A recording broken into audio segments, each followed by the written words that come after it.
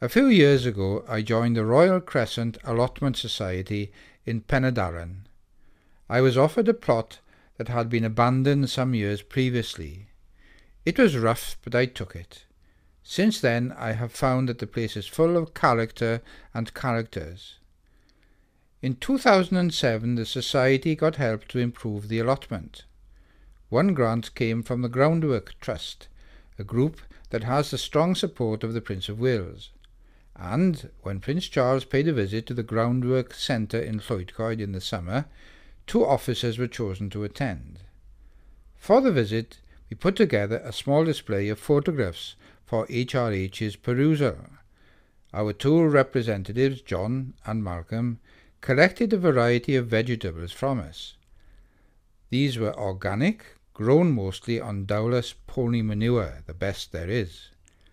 They acquired vegetables that were then in season: lettuce, cabbage, broad beans, early carrots. Ripe red tomatoes were in short supply.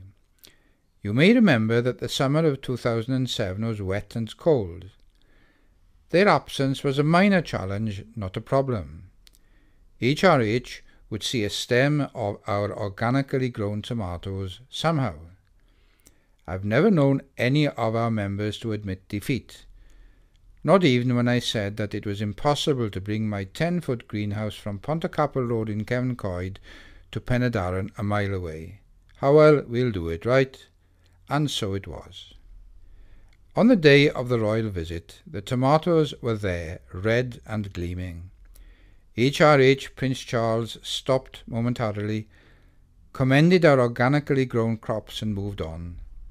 John explained that the tomatoes had been grown hydroponically in a greenhouse.